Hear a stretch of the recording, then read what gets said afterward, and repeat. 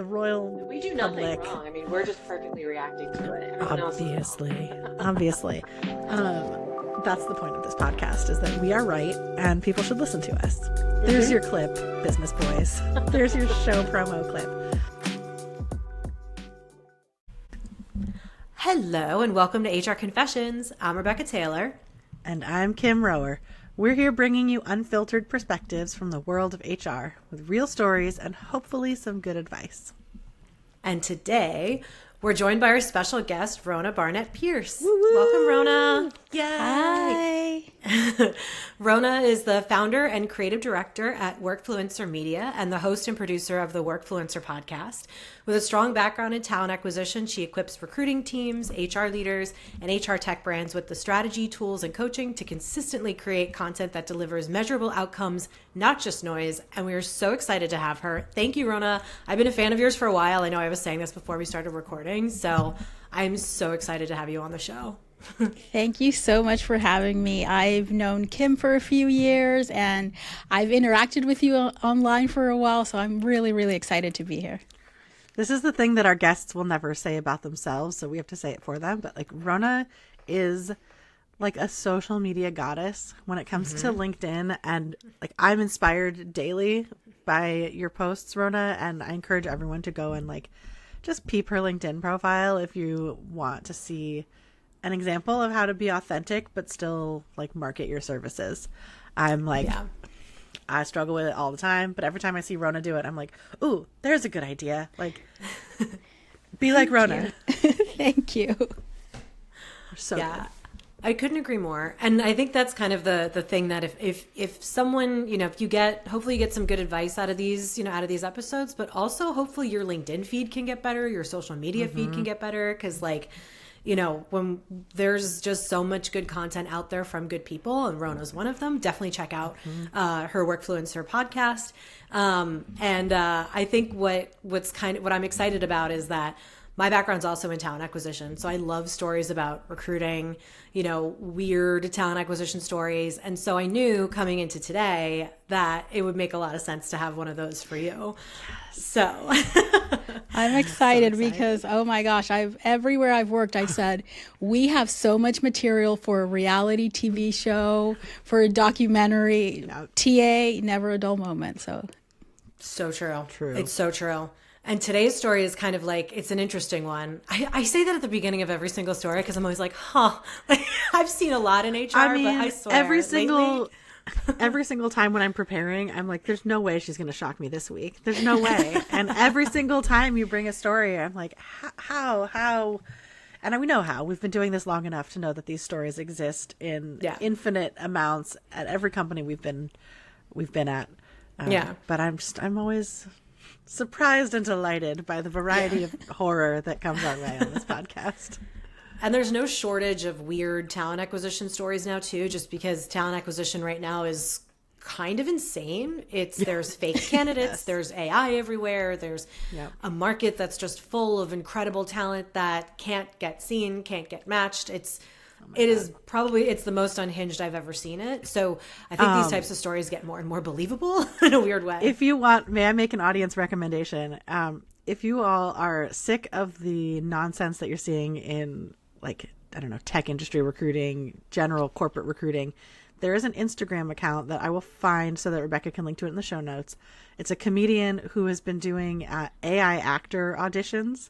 So like fake auditions where like he writes the prompt for the AI actors to audition, and they are so fucking funny. It has been like saving me when I when I apply for the 75th job that week and I look at something, I'm like, my AI assisted resume is being reviewed by an AI ATS, and then I read a story about an AI recruiter interviewing an AI candidate. I'm like, what is happening? And then this comedian is out there with like. It's so funny, and it reminds you that there are things that cannot be solved by technology. Sometimes you need a real person to say the words and be present. Yes. So I will include the link in the show notes because it has been saving my nights. Yeah, I am very excited to check that out. And I'm also just a big fan of humans working at companies. Yeah, old-fashioned. I just think, that's really great. Weird. And this story I have for you today is basically it's a twisted tale of identity, territory, and a lot of email shenanigans that our HR hero had, like, basically questioning the very nature of reality. Oh boy. So I was like, this sounds a lot like something that could come out of any time. It sounds like a tale as old as time. So I have a question for you both before we start. Have you ever had a situation where someone just appeared in your company? Like someone you definitely didn't hire, but they suddenly just, like, they're in meetings? I don't know. I mean, I have had it where I've had like a new hire show up that I didn't know about, but somebody at the company knew they were starting. Yeah. But I I've didn't. had people show up for interviews where, like, I thought it was going to be a phone screen and they show up in person. I've had that happen. Yeah. I don't think I've had, like, an employee show up. Yeah. I've had something sort of like this story happen to me once. It was like a comedy of errors, and I am not the person from this story. So I heard this and I'm like, oh, so that it wasn't just me. You're not alone. I'm not alone. There's at least one other. Or maybe this is actually, because this was an anonymous story, so maybe this is someone who was working with me and just submitted it. I don't know. But are we ready to get into it? Yeah. So ready. Okay. Our HR hero today is named Tara. She works for a mid-sized fintech company, so think like B2B, lots of engineers, high churn, but lots of funding and always hiring, which is sort of like very much the vibe of a lot of these companies that we get these stories from. Yes. Her title is Head of People Operations, which means she's part HR, part systems overlord, and part reluctant office therapist for a lot of us who are familiar with that type of role. Yes. So Tara's company is growing really quickly. They recently merged with a smaller company that we're going to call Ripple Core. And even though the acquisition technically closed a few months ago, integration is still very much a work in progress. So there's like 2 systems, 2 Slack workspaces, 2 sets of policies, multiple identities within the organization. You know the drill. Mm-hmm. So as this story begins, Tara's team is still slowly merging directories and onboarding everyone into one unified system, which is a super simple job, just very casual. So then one morning, Tara gets a Slack from one of her recruiters. Hey, do we have a new PM named Melissa? She just DM'd me saying she wants to post a rec, but I've never seen her name before. PM, I'm assuming means project manager or product manager. But So Tara checks Workday, nothing. Greenhouse, nothing. The onboarding spreadsheet, nothing. She searches her email and all she finds is Melissa's name on a few meetings from the past week. So the only trail that she has of this woman, Melissa, existing is like a few meeting invites that she's just been on. And these meetings were not HR organized, by the way. So it's like... Okay. Random just for meetings. that. Yeah. Okay. So I need to pause. What do you do when a name shows up in meetings but isn't in any official system? Is it a ghost? Is it a squatter? Is it someone working the system? Is it an unauthorized contractor is my first... it's like someone brought in a consultant and didn't tell anybody. Yeah, I think that would be my thing too. It's like, okay, I'll look through who are the usual suspect hiring managers who talk to recruiters or agencies on the side and get contractors. And then, oh, by the way, they started 2 weeks ago. There is always a very probably, usual look, suspects of group. Yes. I was going to say, I would contact the usual suspects. And I would probably also look at the calendar invites and see who else was in those meetings and reach out to them and be like, who is this person? Yeah. That's so Are Tara... they a ghost? And if it's a small startup, start with the CEO. Like, is this your kid, nephew, niece? Like, Yeah. 'cause that Is this happens a Nepo too. baby? Yeah. Infiltrated by Nepo babies now? And so Tara's like on the same page as you two. So she's in sleuth mode. So she joins one of the recurring stand-ups that Melissa's listed on. Melissa's there. She's listed on this call. And Tara joins like sort of from a stealth perspective. So she's like camera off. She's kind of just lurking. And sure enough, Melissa's in the meeting. So she shows up. And she's like in the thick of it. So she's camera on. She's actively participating. She's calling on people by name like she's been there forever. So Melissa's giving off I'm in charge here vibes. Yes, she is. And like the wild part is that no one questions it. The employees are just like, Melissa. Like, this is your thing. Tara's like, what did I like? Tara's like, who is this woman? Did I slip into a coma and just come out of it a year later? Like, what time travel? So Tara does the next logical thing. So she verified that this person is a human, that they're in these meetings. Yes. She sees that they're actually working. Like, they seem to know a lot about the company and about what's going on. So she does the next logical thing. She messages the hiring manager. So seemingly one of the usual suspects. And so this is a director of product named Jared. So she says to Jared, hey, quick question. Who's Melissa? And which recruiter was she hired through? So Jared replies, this is always my favorite start to any message. LOL, what do you mean? She's a consultant. LOL, like, dummy. Yeah, like, oh, great, love this. LOL, what do you mean? She's a consultant from RippleCore. She's helping us transition some of the legacy tools. So it's a RippleCore situation. So if you've ever been in a company that's been acquired, or if you've acquired companies, you know there's like different cultures, and usually the company that was acquired very much runs under its own rules and kind of just does whatever they want.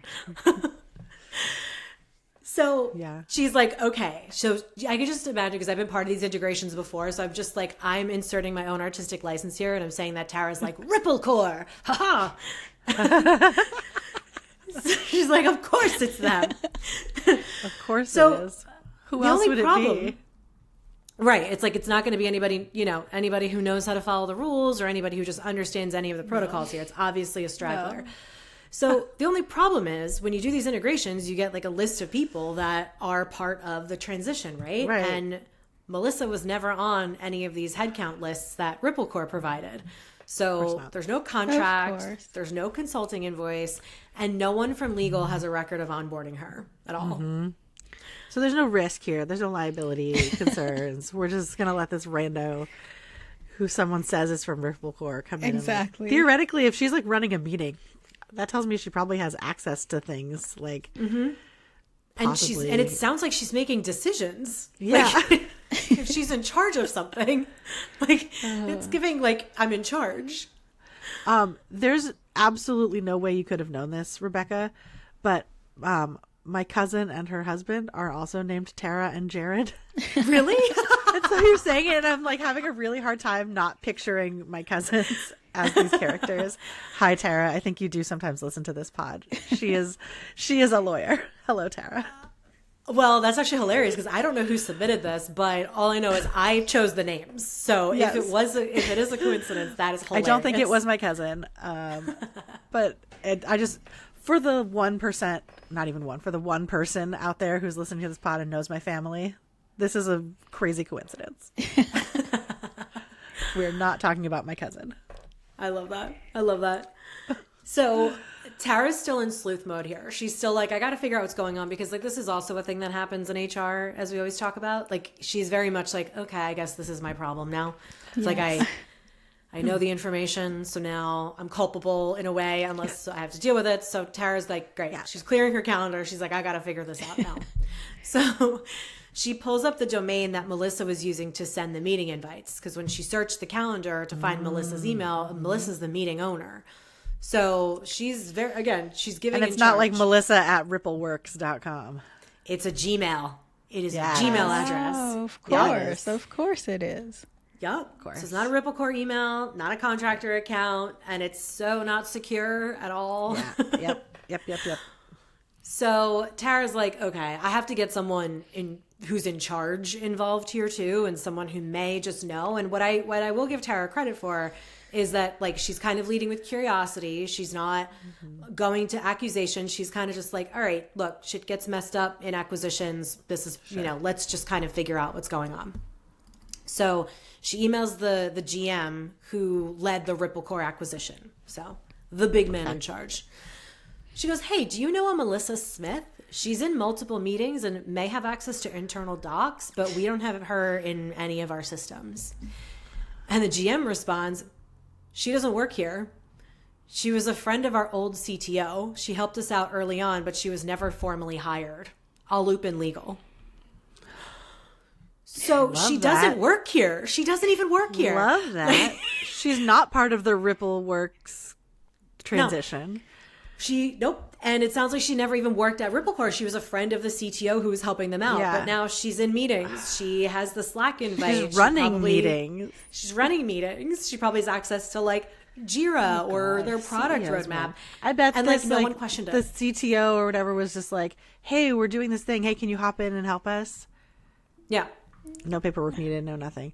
Also, I'm going to just say this is like full moon energy or whatever, because also there's no way you could know this, Rebecca.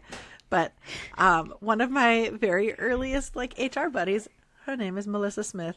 And No she is one of the best virtual assistants out there. This is not about her. Melissa Smith, IRL friend of the pod, you are a gem and a hero and Oh my not God. an interloper.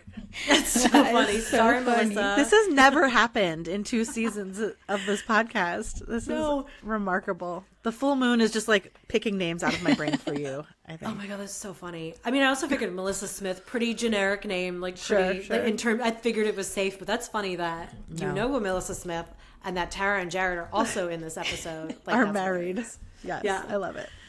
Okay, so So- Melissa Smith, not an employee, not even Not a an real employee. consultant, just a friend Yeah. of the C-suite. And no one's questioned it. So And of course, the CTO is one of the usual suspects anywhere we've worked. We know. Right. They're like, just oh, I gonna just know this ask. person. It's usually the gonna- CEO, but CTO is, because that's an easy way for her to get logins to all this stuff, because the CTO's got access to, Yep. I'm sure Bingo. they're the admin on the Slack account and whatever. Yep, bingo. And so I was going to ask, like, is this one of the usual suspects? Yes. Yes. So, Rhona, what do you do now? What do you do? What do I do? Well, the CTO is still there, right? Yeah. Contact them and see, like, did you ask Melissa to come back? Maybe. Maybe, and just forgot to tell us. Because there's already like that already done once, like brought her in as like a friend. So like that's where I would start, still trying to be like, this is not a crazy situation. There's an explanation for this, and it's probably the same thing that's happened before. So I would start by going to the CTO and asking them, did you ask her to come back? So I messed up. He's the old CTO. So like okay. so he may still, so the one thing is he could might still still be have there and just access. not be CTO anymore. So because like in acquisition, sometimes that happens too, or they could not be there. There's a possibility that they're not there anymore. Now that Well, I'm now my brain's I know. going like, wait, did he contact someone who's still there and ask them to do stuff? Because that also happens. Help desk people and people who do, or admins, always just follow whatever a boss says to do, or a lot of times. That's where I would go. I would try to like explore that route of like, how is this connection still alive? Yeah. And This doesn't sound this very actually- SOC 2, just going to say. No. Well, what's funny to me about this is I just went through this with a company that I used to work for as a contractor, where they were trying to add me back into Slack. And we had like a whole process that we had to go through to be like, what is the contract? What are you working on? What channels do you need access to? What permissions do you need? I mean, the first month of my consulting contract was like getting me access to systems in a way that was compliant and transparent.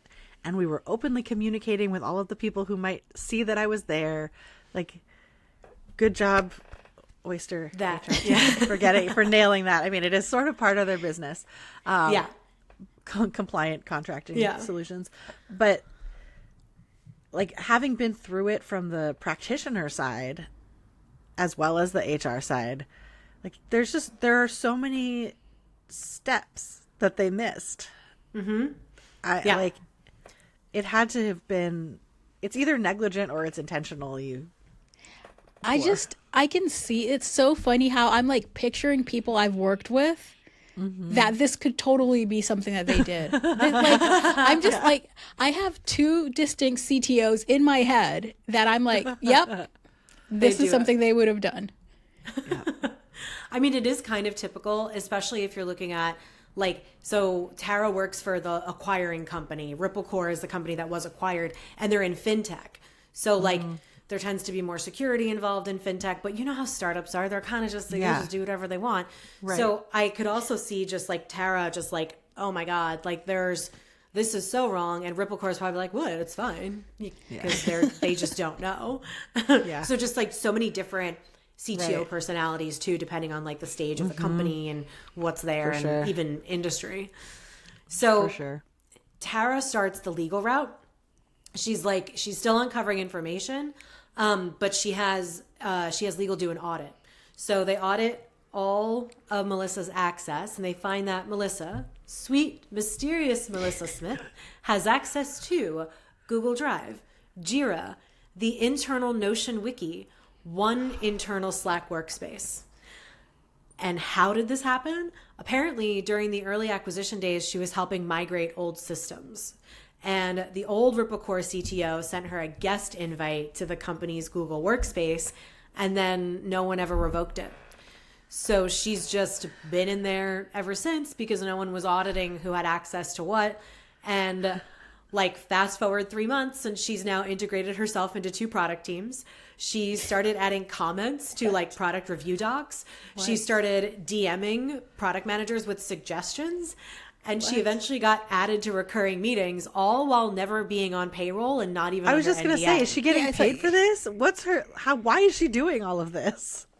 For all we know, she's submitting invoices because you know how things get messy with acquisitions too. Maybe she's submitting invoices and they're just not getting paid yet because they're just lost in the Or shuffle. she's submitting invoices and the like checks and balances are off, and she's submitting invoices and they're just getting paid because no one's paying attention. There could be that too. Oh, fuck. There could be And that they're too. financial services, like a fintech company. There's got to be so much confidential shit that she has access to. Oh, Exactly. danger zone. Hopefully Yup. she's not malicious. Hopefully Yeah. this is all just like, she's like, sweet, Oopsies. I got this sweet deal. My contract never got terminated. I work here now. And she's like incepting them into employing her. Like, I hope that's the like worst part of her shenanigans. I kind of love that. It's almost like they say dress for the job you want, but it sounds Right. like I was just just show up thinking, and do the job you Just want. do the job. Yeah, just do the job you want. And eventually Yeah. it will be your You'll job. get paid. Yeah. Eventually it'll be Yeah. yours. Oh my God. And I mean, Tara's I've definitely horrified. I've been a contractor at companies that like don't check invoices. They just pay them when they come in. But Yeah. for the most part, I feel like companies are like, what is this invoice? Who is this contractor? Who am I paying? Yeah. But like, who knows what the state of their accounts receivable and accounts payable teams are in this like messy acquisition landscape? Like, who Yeah. knows? I just Especially know I if they're worked also at just a. like- Sorry. I was going to say, No, I go worked ahead. at a place where I had to tell finance and accounts payable anything you're going to pay to a person's name, ask me first. Yeah. And I was like Yeah. people ops, TA, everything, because things like this they would weren't. happen. And it's like, oh, yeah, we're paying. So no. Any name, like any person, not business, Yeah. ask me first, because it's most Yeah. likely not something we were supposed to be doing. So Yeah. Or I need to know about it. Like, Yeah. you know, it's Yeah. like, even if it's got, I think I've had this before where one of my usual suspects was an old VP of sales who would just kind of like hire, you know, like data Yeah. scrubbers and like just, you know, a 3-month contract with like someone to just like Yeah. organize spreadsheets and, you know, Yep. things that we have AI to do now, I guess. Now that they you're used to saying do- that, though, I'm realizing that I've worked internally at like 3 different companies where I had to do an audit, like an accounts payable audit, basically, and be like, what are all the tools we pay for? What are all the people we pay for? What are all the contractors we pay for? Like, where is the money going? Yeah. And why, as the like head of people, am I the one doing this audit? Yeah. So, and it's funny because like in these scenarios when I had my VP of sales who would just kind of like bring in randos all the time, he had the authority to do it. Like he had the budget and all that, but he never thought to tell me because he's like, Right. oh, it's my team. It's my people. Like, what does it matter? Why does And HR so- care? Right. He was literally like, why are you in my business? Like, why does HR care? And we had a good relationship. It wasn't, you know, but it's still, he's like, oh, what do you care? And it's kind of just like, it's my plea to anybody. If you have anything that involves people at your organization, like you said, Rhona, just you don't have to run it by HR. Just let them know. Like, Yeah. just let us know. Hey, this person might be here. Do they need to sign an NDA? What Right. needs to happen? Because usually we're Right. not going to try to get in your way just to get in your way. That's not our job. We don't really care that much about getting in your way. We're too damn tired. We're not trying to make more work for ourselves. Exactly. It's more of like, for me, it was more of like, okay, whenever this person's contract is over, let's cancel their accounts, because no one ever remembers that. Like, they'll go rogue and hire anyone, and you have the budget, all of that. But then when it's done, they forget to tell IT to cancel, to like shut off their accounts, and then you have Melissa coming back. Right. Yep. And Tara's title is also head of people and operations, not head of people operations, but people and operations. So it's like there is an element of like, this is my job. Right. Yeah.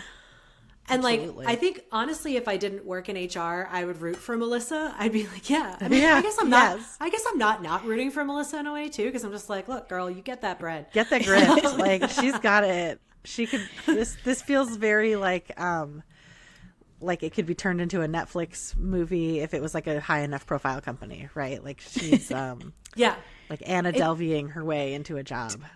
See, I was thinking it's like the Catch Me If You Can of corporate consulting. Want to be a pilot? Just get a pilot outfit and walk onto a plane. You know what? Take advantage of those corporations. Damn the man. Save the empire. We're burning it all down. Yeah. Go get him, Melissa. So you find out that Melissa's got all this access to all this stuff. So like, what do you do next? Do you address it with her? Do you go to her, I guess, manager, to the manager of the team who knew she was? Do you have legal take it? Like, what is your move, both of you? Of course, I'm going to end up addressing it with her, because no one's going to want to do it. We know how that goes. But I would first go to the manager and legal and all the people that are going to tell me like, ooh, sorry, we made a mistake. Can you talk to her? I'll just let them be the ones to ask me to do it. But I already know that I'm going to be the one having the awkward conversation with Melissa after we've fixed everything. But definitely would bring them in. Yeah, for sure. I would frame it in the context of like business operations and things that we need to do for compliance and to protect the business and blah, blah, blah, blah, blah. Like, come up with my little language.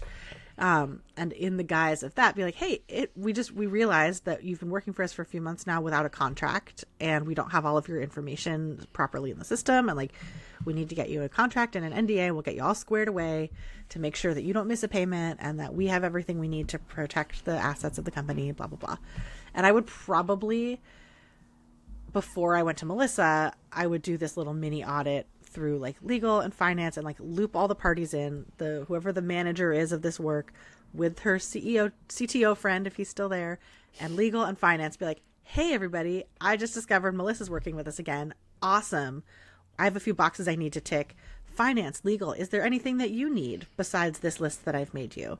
Because then you're bringing them in as collaborators, and finance would be like, yeah, we don't have her W-9, so we actually can't pay her. Or we need her direct deposit info. Or I didn't approve this contract. You know, who knows what it is. But like, being the voice of reason and coming into it saying like, hey, I just found this out. How great. Some missing steps. And hey, you two other teams who generally, sadly, like often carry more weight in the company in terms of getting people to do shit. Be like, what else do you need before I go to do the operations part of my job and like make sure all our dots are dots are T'd? No, dots are crossed. Dots are crossed and T's are I'd. Dotted. Yeah. That's right. That's what it is. This is why I'm like chugging my coffee this morning while we recorded this. My brain is the correct offline. Yes. Because I imagine there's like actual operational pieces that need to be in place, and it is it is going to fall on Tara to make it happen. But the more you can bring in an ally from the parts of the business that people don't refer to as like the therapist or the nag, it's better for you. Yeah. See, I also go to like, so, and this is maybe my founder brain, is I go to, is Melissa even in the budget? Like, we don't know what she is getting paid. We don't know what it is. All we know is that she wasn't on the list of people from Ripple Core that were part of this acquisition. So as the acquiring company, when you acquire, you acquire the assets, you acquire the debt, you acquire the headcount that's there, that's not. So if you're kind of then stuck. Right. So if she wasn't there, then it's also just like there might not be a path for Melissa to move ahead. And I would say, like, that's really good thinking being in founder brain. For Tara bringing this up, if she brings up the can we even afford Melissa question of it all, she's the bad guy because she's threatening to take Melissa away. So as Tara, I would wait and let finance be the one to bring up where does this fit into the budget, because not in like this it's not my job to worry about the budget sort of way, but just like you have to figure out which hill you're going to die on. And it's ultimately not your decision as Tara to decide whether Melissa stays or goes. But finance can raise that question if finance is concerned about the budget. Unless Tara has like budget oversight that I don't know about, but I'm assuming she doesn't.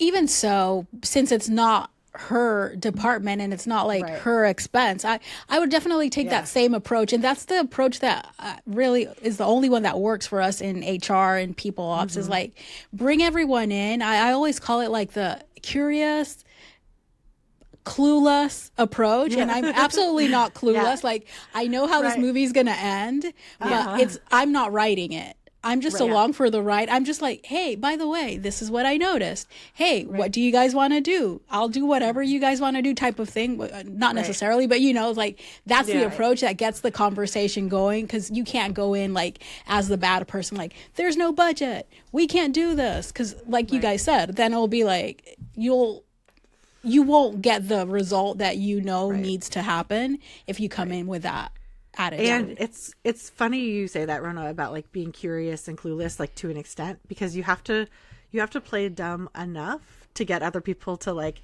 jump in and explain what the hell they were thinking, but not so dumb that they're like, you idiot, of course Melissa works here, like how come you didn't know that? Like, so you have to kind of play like innocent but not dumb. Yeah. This is where I kind of disagree. So I kind of So I agree that you can't go in and say, like, we don't have the budget for her, like, she can't be here. You can't go in as that person. That's just not, like, that's not going to be an effective conversation. But I do think that Tara, as the head of people and operations, and also just as, and for the sake of HR, really being strategic business partners and being sort of getting your seat at the table, how the company makes and spends its money is part of something that you do need to be curious about, even if you're not in charge of it, even if you're not making decisions about it. So I think that, what I would have done if I were Tara, I would go to the hiring manager who's like in charge of Melissa, the one who's like, oh yeah, she's here, she's, doing all these things. And I would say, hey, I don't know if you have this budgeted for these reasons. So like, I'm willing to help you if she's supposed to be here. I'm willing to help you like be here, but you might want to double check and make sure that you can have her. And then if not, if there's other room you need to make in the budget for her to be here, if you need help with that, like, let me know. But I would almost do it as like I'm not going to say no because that's not my space, but I am going to try to coach the hiring manager to sort of say, hey, this is something that matters. And this is a thing. I could tell you right now, like, she's probably not budgeted because we just went through this whole thing. So if you need her and want her, you're going to have to figure out a way to keep her, and what concessions that might look like, or she can't stay. Yeah. And then it disappears. It's so tricky because you don't want to put them on the spot and make them feel defensive and make them feel like you are like an enemy, right? Or that you're like coming in to question their authority, or like to question and make them feel like they have to defend this hire.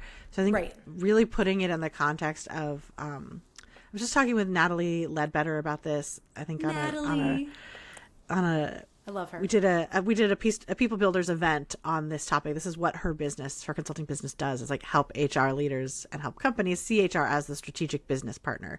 So we were talking about this in the context of like doing velocity audits on the business. And I think like 3 months after an acquisition is a great time to put something like that in place and to think about, okay, the dust has kind of settled a bit. Let's check things out and see what's going on, and frame it in the context of like, it's not like I'm coming at you and attacking you for this contractor. Yeah. I just noticed Melissa's working with us now and I need to get more information because I don't have any documentation on it at all. Yeah. So what is the budget coming from? Is there paperwork that I can file in our official files? Does she have the proper security clearances? Like, I'm assuming that this has all been handled and someone just forgot to loop me in. But if I could get answers to all these questions, then I can make sure that the business is protected and set up properly. Yes. Yeah. And that's the key, is like making it collaborative. It's just like, I'm not here to tell you what you can and can't do. I'm not even here to solve your problem for you. I'm just here to say, hey, I notice that something's probably not right. You might want to look into this. I'll leave you alone, but if you need help or if I can step in, let me know. Otherwise, that's the playing innocent. It's like, I assume you guys all did this totally right and just forgot to let me in. So just like, let me know what the answers to all of these questions are that I need to do my job, and then we'll be good to go. Yep. Yeah, and I'm glad you clarified that, because like Kim said, that's the playing innocent. Like, I think anyone who's worked with me knows I'm definitely not the like, oh yeah, we'll do whatever. Like, there's gonna be like, I'm the opposite of that. Yeah, I'm the opposite of that. But just like to start the conversation, because they already know, oh no, here's Rhona probably coming and blowing up our entire thing that we were doing. I just ask questions. Yeah. And the answers reveal how us together are going to solve this problem that we all are now responsible for fixing. Mm-hmm. And like, I wish that there was like another t-shirt is, I don't care enough about this to ruin your day.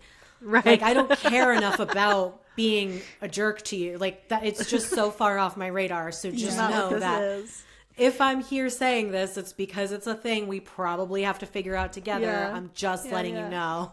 I think people think that like HR people wake up and they're like, how can I destroy someone? Yeah. But it really demonstrates this fine line that we have to walk in HR of like all this stuff that we just spent the last however long talking about. This is the kind of, frankly, bullshit that like average white bros in the workplace are not dealing with, of like, okay, how can I present this in a way that's not going to hurt your feelings, that's not going to make me look like a bitch, that's going to make me look strong but not angry, that's going to like all of this like emotional labor that we do in HR in general, but especially as women in HR, and I can only imagine as women of color in HR. Like, this is something we have to do something as simple as like, we have a fucking contractor here who doesn't exist. Yeah. Like, this should not require so much like personal psychological analysis to figure out the right way to present it so that you'll get that partnership and collaboration and not like defensiveness and resistance. And I'm glad you called it out, because it's true.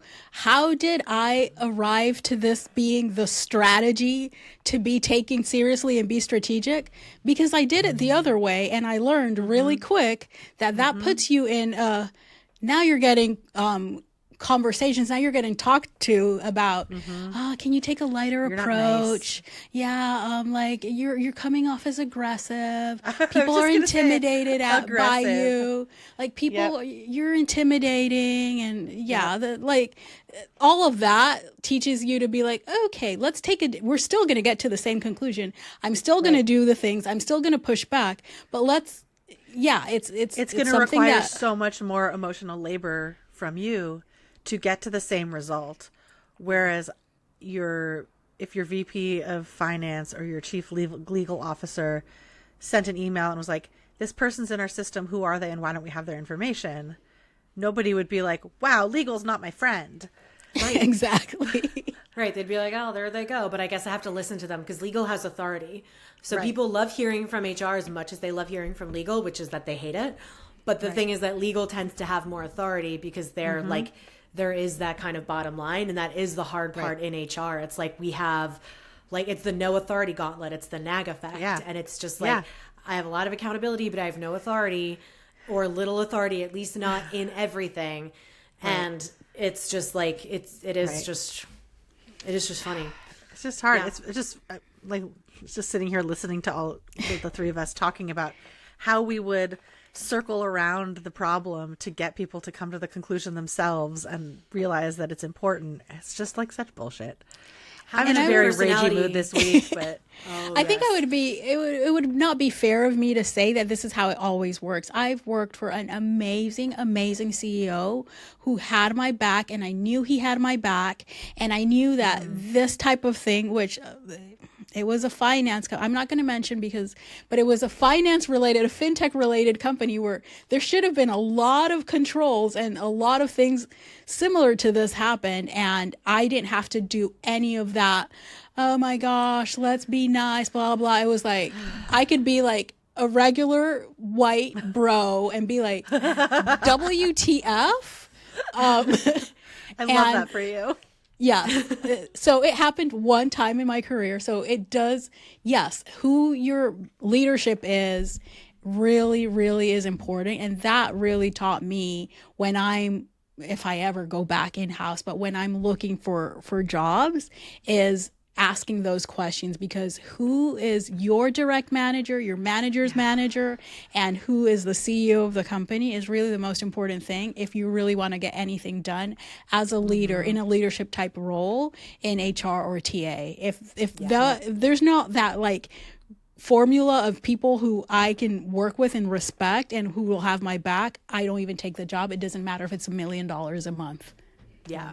Yeah, well, because you won't be able to do your if you're rejecting a job like that's just totally shitty, but it's $1 million a month, just pass it along my way, Rhona. I'll take just it. be there for 1 month. I'll do it for $1 million a month. Yeah, give me a 6-month contract. I'll be out of there. I'll sign up for some champagne problems every once in a while. Yeah, but the point is true though. Is like if you're not going to be set up to succeed to do your job, then you're putting yourself in a position where you're going to burn out. You're going to you're never going to win. And it's almost like you have to ask yourself, like, how much of your personality do you have to take off and how much of a personality do you have to put on just to have this one conversation? Like code switching, masking, all those things is like, how much of myself do I have to pretend I'm not just to say she doesn't even work here? Like, Exactly. There is our pull quote. Right there. Oh my God. So let's get back to Tara, because we're almost at the end with like what happens here. And so Tara is kind of like, she's sort of in the not my circus, not my monkeys kind of mentality. So she's sort of just like, well, legal did the audit, so legal is going to take the action. And she's just like, well, whatever. So legal sends Melissa a formal cease and desist and revokes all access immediately.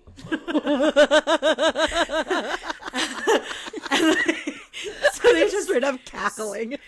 They like brick her whole thing. God. They offboard her that way. And like they don't press charges or pursue anything more severe, because sometimes fintech companies can be very litigious because there's a lot.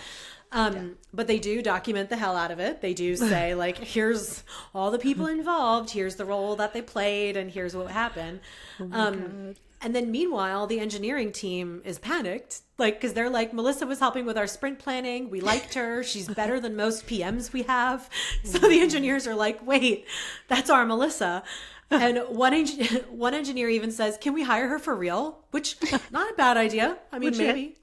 Because it's also like, we'll get into this in the breaking it down part too, but it's also like not really Melissa's fault if she's in meetings and someone in charge knew she was there. Yeah, exactly. It's Someone true. invited her. We were making the assumption that Melissa is intentionally being deceptive, but it's possible that Melissa thought everything was above board. Right. Yeah. Because like things do get lost in action. So she's kind of like, I mean, if I all of a sudden got a cease and desist and just like locked out of my income, suddenly I'd be like, out. Me too. I'd call my CTO friend. I'd be like, dude, what the hell? Like, what happened here? So like Tara, she's, so all the engineers, obviously also everyone, even though legal is the one who sent the notice, everyone's coming to Tara and they're just like, what the hell? Like, whatever. So now she's dealing with all of that, which again, the corporate, the office therapists, all of that. So they asked if they could hire her directly. And, Tara's just kind of like, well, you have to talk to your boss about that. You got to see if he can. Like, that's not my call. If he chooses to, then I'm here to help facilitate that. But if he can't or if he won't, then that's his decision, which I love that she's like, this is not on me. And so then because one of the things that we also love to do when we're in HR is we love to write a policy because most policies are like laws. They're written because someone fucked it up in the past. That's right. So her new clause is no non-employees are to be given internal access under any circumstance without formal approval from legal and HR. So clearly outlining, we both need to know. Again, we're not going to try to stop you. We just need to know. Yes.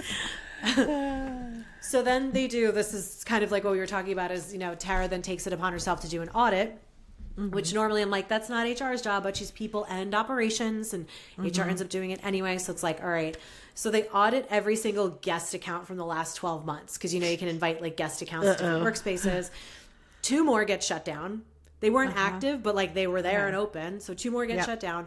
One turns out to be an engineer's little brother who was helping him test a product idea over break.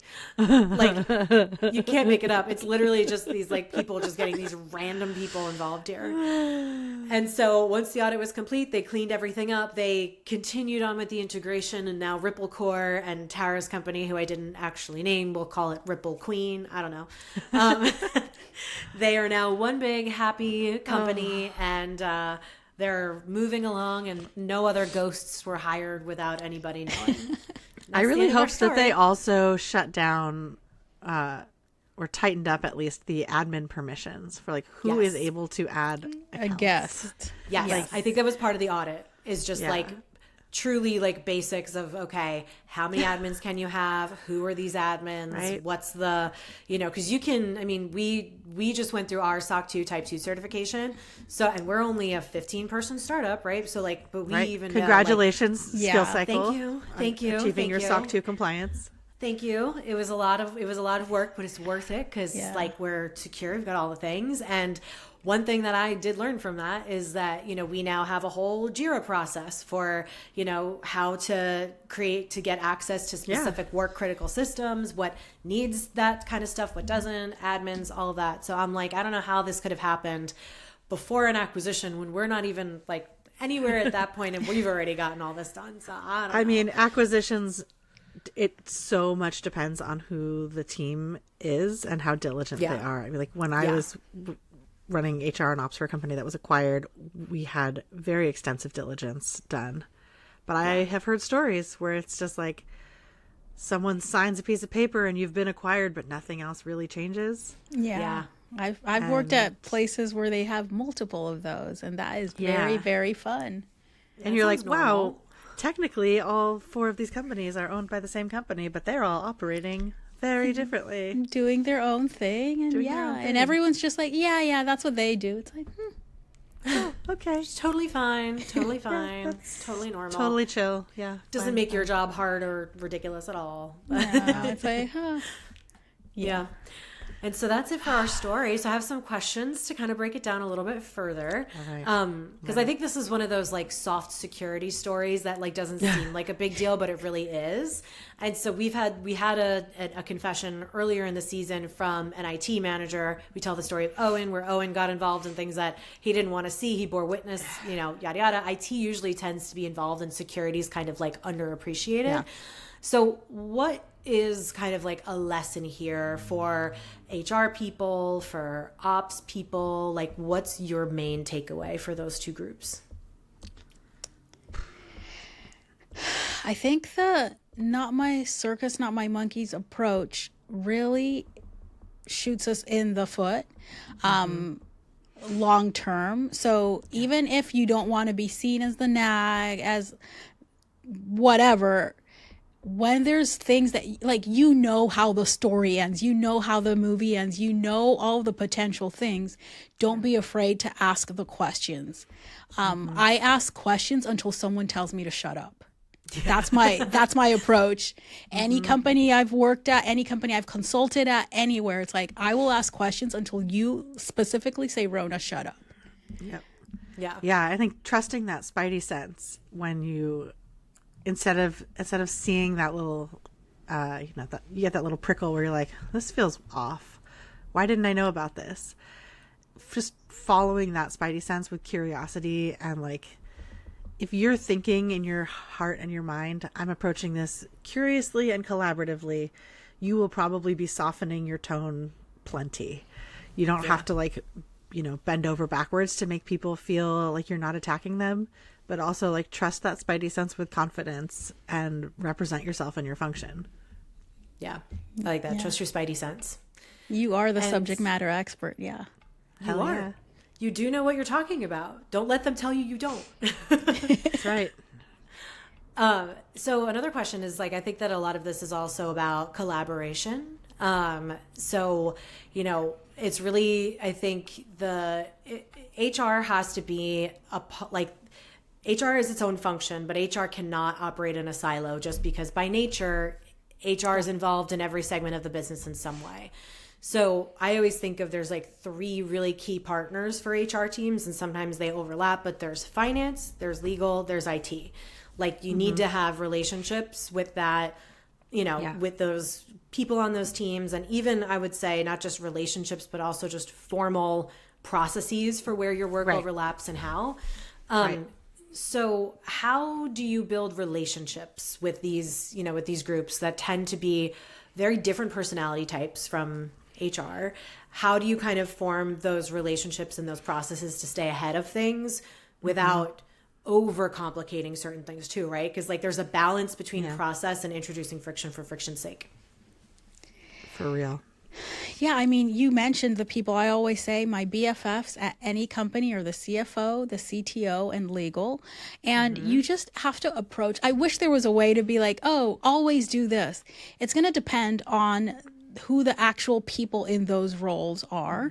But I always, starting from first week, those are the people that you speak to, right? And if you're head of, you're going to the C level. If you're at director level or something, you're talking to the VPs or the other counterparts in those departments that are yours. But the thing is, you have to be intentional about forming those relationships.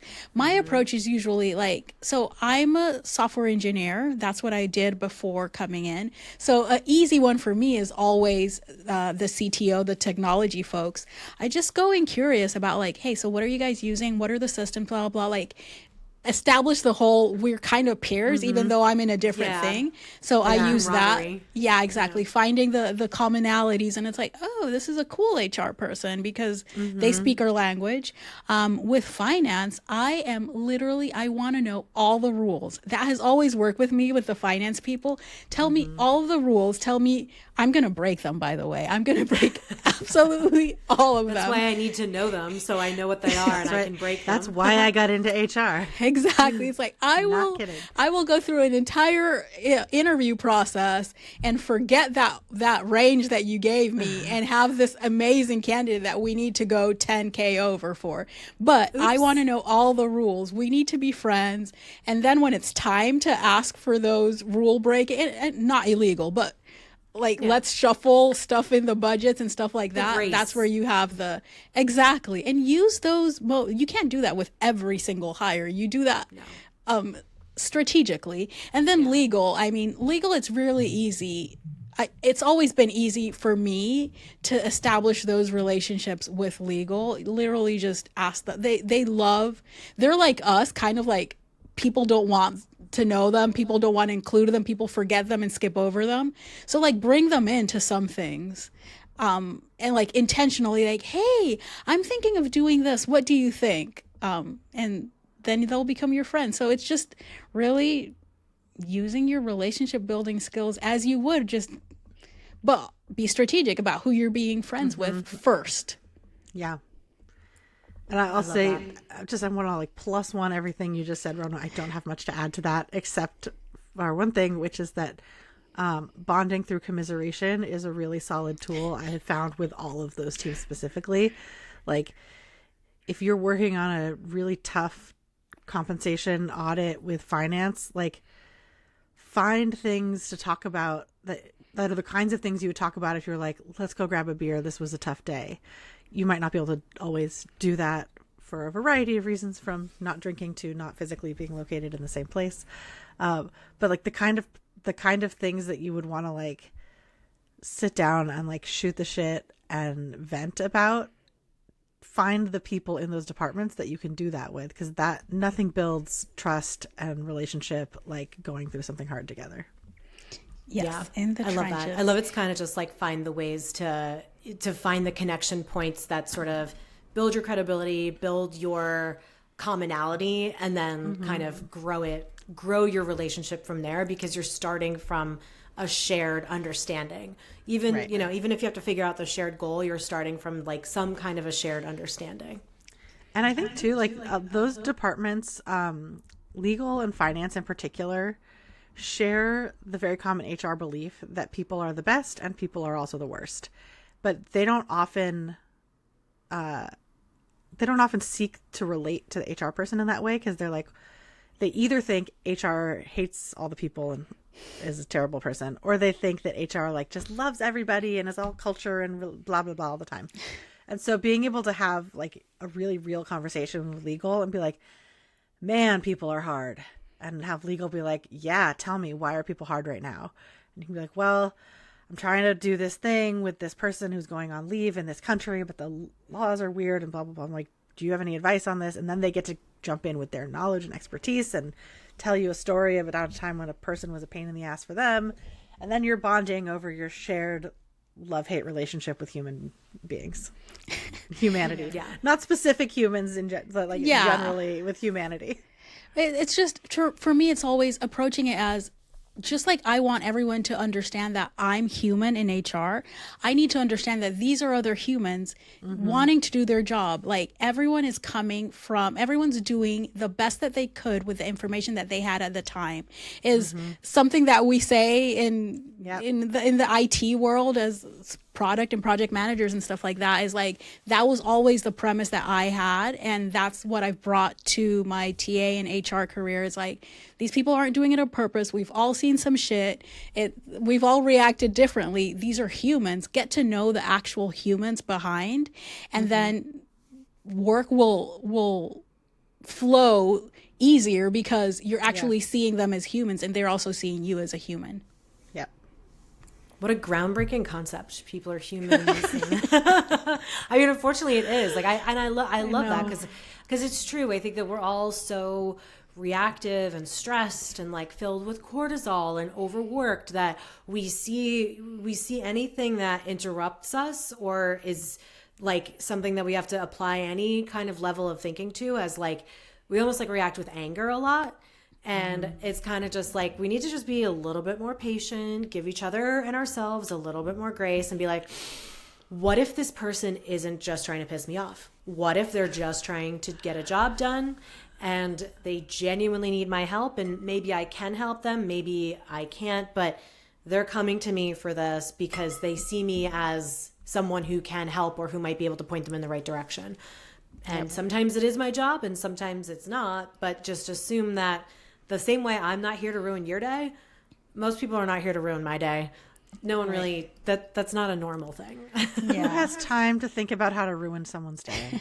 Right. Honestly. Right. Well, thank you. That is it for today. Does anyone have any final thoughts that they want to share? What a magical story. I love that story. Just make friends. Yeah. Just be cool, guys. Like, just be cool. Yeah. And if you're a Melissa, tell HR if someone's coming to work for you. Yes, please. If you're a Melissa too, like, I love that for you. Like, if you've manifested, like Melissa, whoever, wherever you are out there, if you've manifested a job for yourself since then, like, I kind of love this energy. Just like walk in and be like, I work here now, because why not? Maybe this is how we fix the job market. People just start working for jobs that they applied to and just see what happens. I would love to do that. Just like Kim, just start writing invoices. policies for companies that you applied to. Just say, here you go. Here's a policy for you. Bye. Here you go. This is the policy where should I submit my invoice? Exactly. I'll just start emailing ap@company.com. Sending Wish invoices. for the best. Yeah. It's like, for the I'm not best. phishing you. I'm not phishing you. I am working for you. You just don't realize it. You just don't know that. But Oh no, I'm not even going to do any work. I'm just going to start sending invoices to AP@ and see what happens. I just hope they don't listen to this, because then they'll know. They'll be on to you. Yeah. I think the most relatable part of this, like my final thought, is that I just find it so funny that HR was the last to know, as usual. Like, HR is always the last to know. And I don't know if we're the last to know because no one tells us, or if we're the last to know because we end it. Like, it ends with us. Like, it ends here. It's like how the thing you've lost is always in the last place you look. Yeah. It's like, well, because I stopped looking.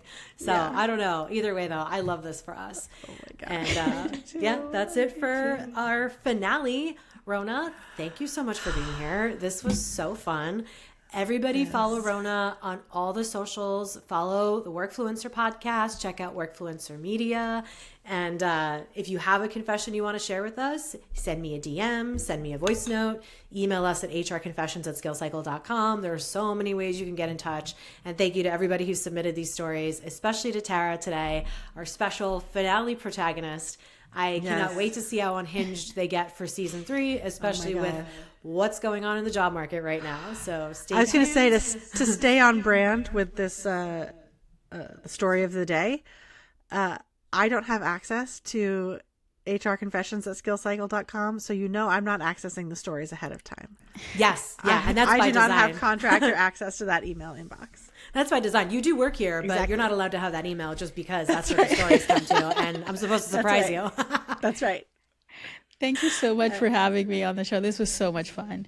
Yay, thank you. All right, have a good day, everybody. Thank you for listening, and stay tuned for season 3. Bye. Bye. Bye.